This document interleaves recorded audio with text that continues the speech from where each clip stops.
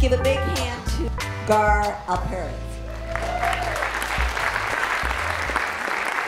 It's great to be back in the Midwest. That's number one. But I can remember way back, vaguely, I'm older than I look, in the late 1950s, Joe McCarthy was still around. And everyone in the country was scared stiff. And McCarthy was everywhere. And so if you had said at that time, we can build a movement that's going to be powerful, somehow we're going to overcome, et cetera, et cetera, et cetera. This is the 50s. They looked at you kind of, are you crazy? Look at what's happening all over here. Nothing's happening.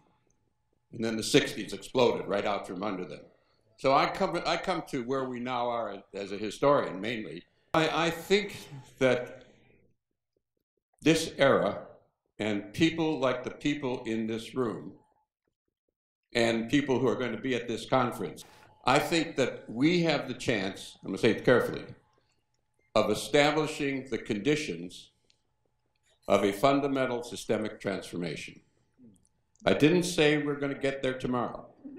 I said that if we put it together and are serious, we can build the basis of an irreversible transformation to the next system. And that's where I think we are. And I think that is critically important and possible. So that's kind of the opening line. The second thing I want to say about kind of thinking back to those old days, for my sins, I wrote a book a long time ago on the bombing of Hiroshima. It was a PhD thesis. And it came out and it was published by a big publisher. And then the front page of the New York Times, the front page of the Washington Post, they both reviewed it and attacked the hell out of it. Because I said what we now know to be true, that the bombing was totally unnecessary and known at the time to be totally unnecessary. Every major military figure of the time, including President Eisenhower, came out publicly after the bombing saying it was totally unnecessary and totally immoral. But the system carried forward in many ways to make that happen. There's a sidebar to it because it's a nasty system. I'm not a utopian. After the bombing of Hiroshima and the bombing of Nagasaki, and after the Japanese had gone public with their surrender, but the papers hadn't yet passed, Truman ordered the largest conventional bombing raid in world history, 1,400 bombers, just to make sure and show what happened. So I have no illusions about the nature of the system. And my experiences in the House and Senate and 1 year working on UN matters in the State Department, trying to do something on Vietnam, have left me with no illusions. And yet I want to say to you, I think we are at a period, and lots of folks have said this in the past, historically, that we're going to change the system. And it's possible, and it's coming, better days tomorrow. I think, and I say it cautiously and carefully, and I'll try to explain why, I think we are in the prehistory of actually laying down the foundations of a fundamental transformation. And I think we're going to win. That's going to take a lot of work and a lot of pain and a lot of danger and a lot of movement building with the kind of work that's gone into this conference. But let me tell you why I think it's important and why I think conferences like this and what we do for the next 4 days is really important. In many ways, if you think about, and let me say by way of kind of introduction to this, my heroes in all of this kind of work are the civil rights workers in Mississippi in the 1930s and 40s. They laid down the irreversible patterns and moral basis and beginning organizing, which made the basis of what became the civil rights movement possible. They did it when the dangers were much greater, when they would not only fight you and beat you, but hang you after having fought you and beat you. But they laid down something, and I think that's in some ways where we are, establishing the foundations of the great transformation. And I think they've run out of gas. So I think we shall win after great danger, or we have a damn good chance of doing it. So let me open that up to you a little bit, partly as a political economist and partly just my own experience and judgments on what's happening. In one way or another, you're talking about, you want to play this game, you're talking about laying down decades of your life, not weeks, and everyone in the room knows that. But if you look at another way about it, the patterns of the political economic system and the expansion of the system into imposing different ways of power on different parts of the world, in some ways are declining as a basis of managing the system. And what does that mean? Let me put it this way. For the longest period after World War II and up till now, they have been managing American capitalism badly, largely with military expenditures. They've stabilized the economy that way. They have not had the capacity to run the system irrespective of military expenditures. They don't know how to do it, and they don't have the power to do it. So you get massive unemployment, then you get discontent, then you get protests, then you get democratic elections and so forth. But they have been running it on the hopes that they could do it via policy. Now, we spend a lot of money on military expenditures to run the military and the imperial system, no doubt about that. But if you stand back from that perspective, it has gone from, in the post-war period, 14% of the economy was military in World War, in the Korean War.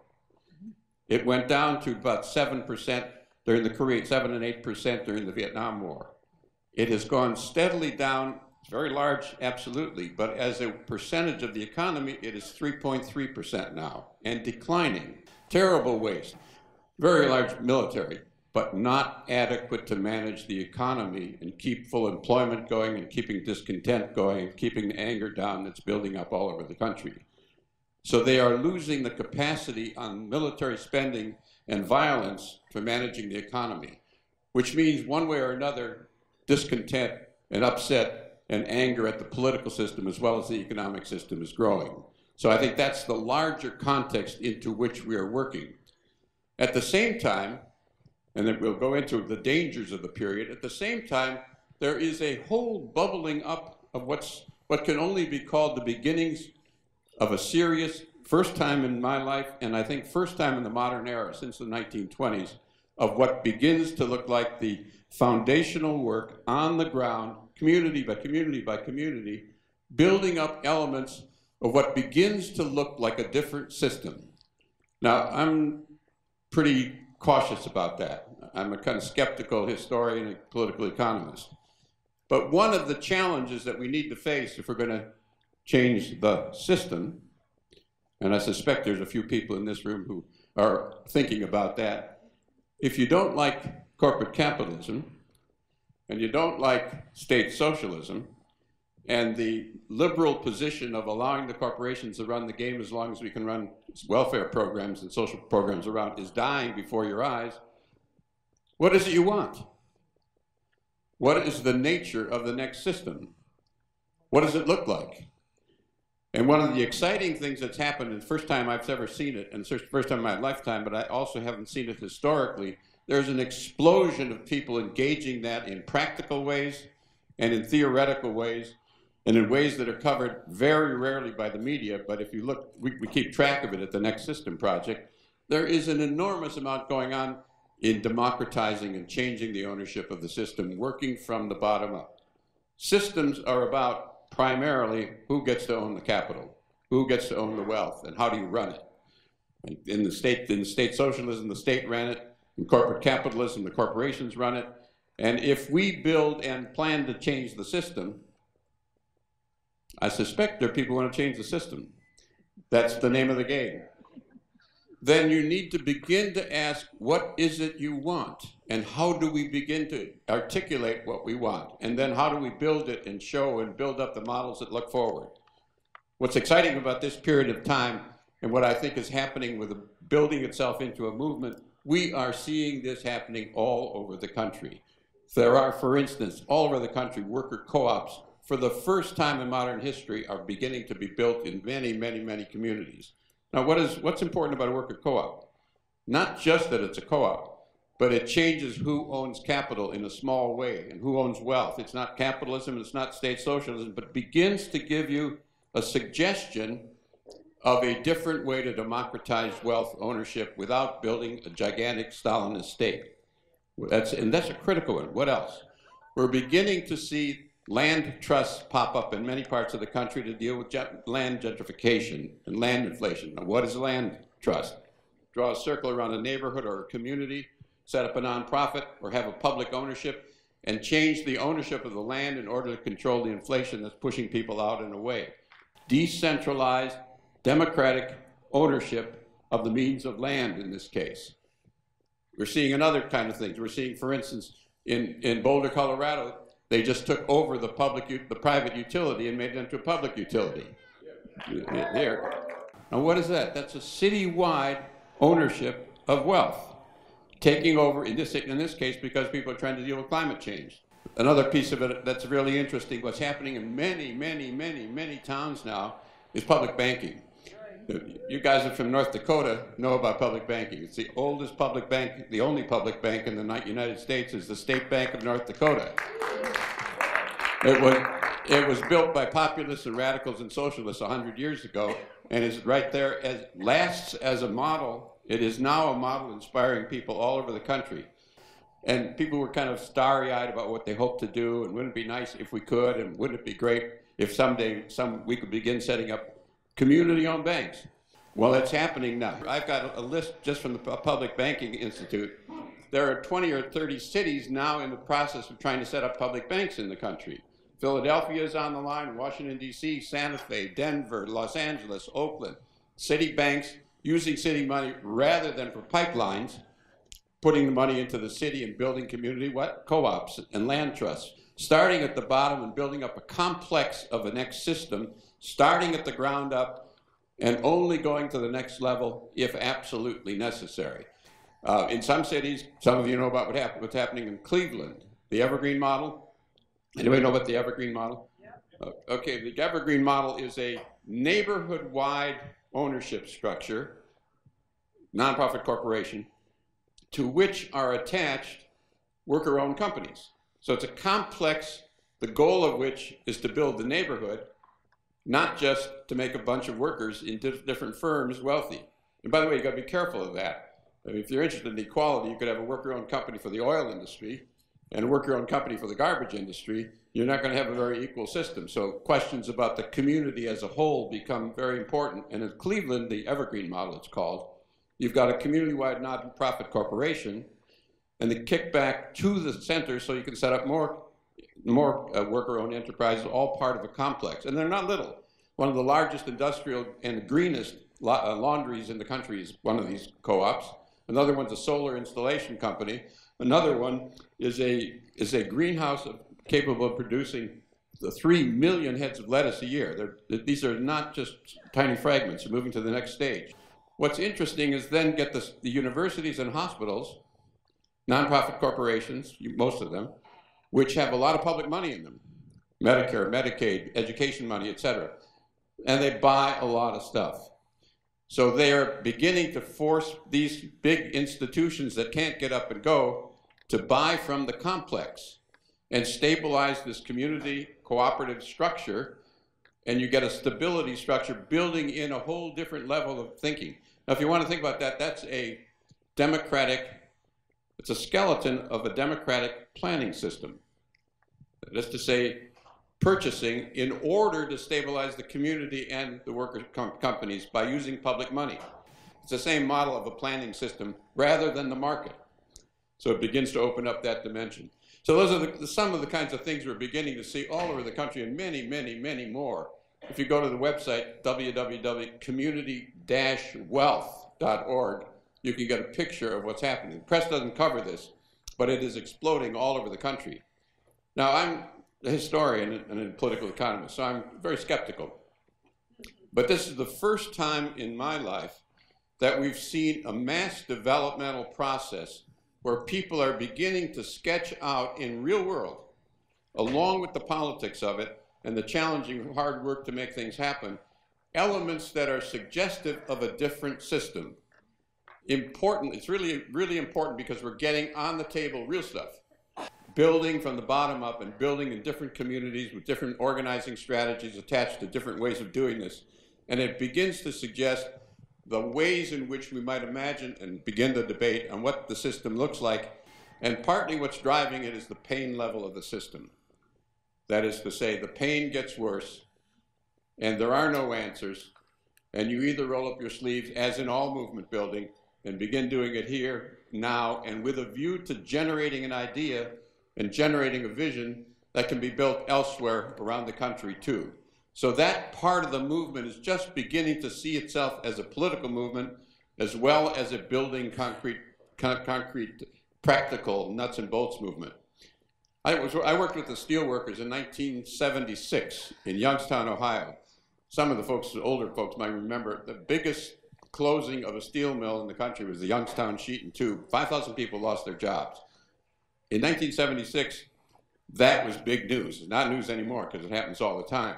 But it was front page news all over the country. And the steelworkers and the religious community got together and said, we're going to set up a community-worker-owned company. And it became big news, and they got organizing done. They got even forced the Carter administration to give them money, I think $200,000. That would probably be the equivalent of a couple million now, to do a very sophisticated study of how to do it. They built up the religious community support, the civil rights support. It was building up, and it got to the level, and this is very interesting, it got to the level about to happen in the Carter administration because the corporations, and at that point, the International Union killed it. The International Union didn't want those activists from the bottom up kind of challenging everything, but it was the corporations who killed it. But now if you look at what's happening in the Steelworkers Union, they are now radically changed and are trying to set up these kind of worker-owned companies around the country as well. So there's an evolution that's going on even within those institutions because there's been a change of ideology and a change of vision. There's a beginning, more than a beginning, movement on the ground, both of thinking about actually how do we change the system, not rhetorically, and actually experimenting and developing pieces on the ground. You may recall, some of you younger folks in this audience, that we nationalized General Motors, and we nationalized Chrysler, and we nationalized AIG about 10 years ago in the big crisis. And we de facto nationalized several national scale banks. We didn't call it that, but in fact they were taken over and bailed out. So that process actually happened. Now we didn't have enough power then to actually make that last and turn it into worker community owned developments. But we begin to see when the crises hit, we are going to see more of that. That's not the last time we're going to see that kind of process at the big national level. And what I really love about this set of conferences is that we're going across the board in many different areas trying to bring together the various pieces of this in one form or another that take us to that level. I suspect that the idea of changing the system is an idea that many people in this room accept and have been working on for long periods of their life and want to move that forward. I think that actually we are beginning to see that as opposed to what I call projectism. We've got a nice project here and there, wouldn't it be great? But not taking it to politics and to system change design and thinking it through as if it really mattered. I think people who work on these things, particularly on the economic side of it, although not on the civil rights side and not on the peace side sometimes, and not on the environmental side, actually don't believe what they're saying. And I suspect there are some of us who have doubts about what we believe about what we're saying. Are you saying that we can change the most powerful corporate capitalist system in the history of the world? Really? And I am suggesting to you that we are on the beginning phase of a major movement that is not just about the various issues that we all care about, but we are beginning, not rhetorically, to open up what can we do that actually is practical, building step by step around the country and taking advantages of the next big movement, big crashes, to put the pieces together slowly but steadily that begin to build the fragments and skeleton of the next system. I say that as a cold-eyed economist and a political historian. I think times have changed in a way that makes that a real question, not a rhetorical question, and not a romantic question, and a question that, if so, it puts a very different level of responsibility right on our laps. I think the system is in severe difficulty. So, you know, I live in Washington. We take Trump very seriously. But, you know, presidents come and go. The system remains. And so the question is, how do you change the system as well as oppose the presidents and the politics of this guy? I think they are losing the capacity to manage the system, and I want to give two ways of thinking about that. they really have used military expenditures and war as a way, sometimes not purposely, not for this purpose. There's a whole imperial structure that goes forward no matter what. But it has served to stabilize the system from the 14% at the time of the Korean War of the economy militarized to 6 to 8% during the Vietnam War. And it's only 3.3 and going down. So the most important lever they have to stabilize the system is their inability to actually generate the kind of stabilizers that they've had in the past. And I think that will continue because we're in marginal range. They may increase it to 4, down to 3, up to 4. But what they want to spend is huge amounts of money, but it's a very big economy, and it doesn't solve the problems.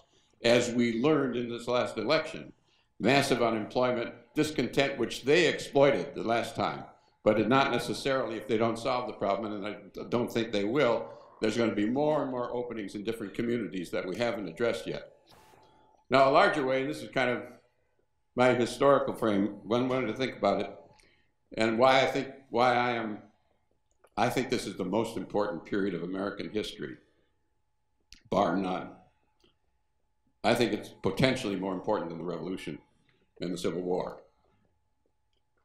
Yeah, look at you. What's this guy talking about? I have no illusions about the dangers of the coming period. I'm going to say a few words about that. But if you look at the way they ran the system in the 19th century, every time they got in trouble, this little group of 4 million people maximum spread out thinly on the eastern seaboard, the little colonies, they actually took over more and more land, taking it from the natives there, killing people. They moved west when they had trouble and kept going west and taking and conquering and killing on the way until they ran out of land. That's the way they ran the system when they got in trouble. Now, that's obviously overly simplified, but it's the most important fundamental mechanism. And in the 20th century, in the first quarter of the century, the economy was in great difficulty. It was failing and declining, recessions, financial bubbles, and World War I bailed the system out in the first quarter of the century. Now, they didn't do World War I for that reason. They got lucky. But they did, in fact, do that, the system. In the second quarter of the 20th century, the Depression returned in 1937. Roosevelt was in great trouble. There was a recession within the Depression, and World War II bailed it out in the second quarter of the century. In the third quarter of the century, Korea, Vietnam, military spending, Korea was at 14% of the GDP, military spending. It was at almost 8% during the highest point of the Vietnam War.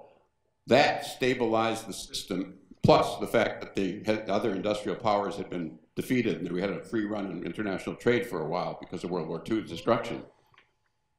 In the fourth quarter of the century, they began to lose capacity, and the percentage of the economy that they can run by military spending is now down to 3.3 and declining. Huge numbers, but war isn't doing the job, and moreover, they're in trouble about wars. People don't like them and are getting more and more angry, beginning to fight the battle and fighting more and more against the war.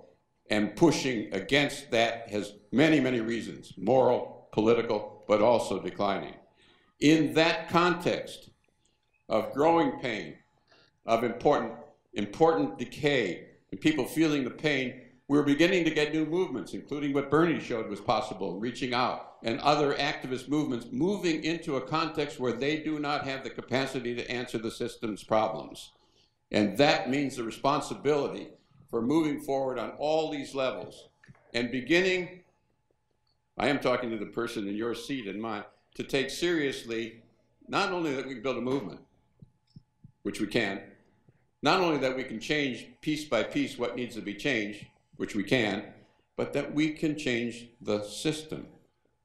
Now, I'm saying it in this funny way because I don't think we think that way, really.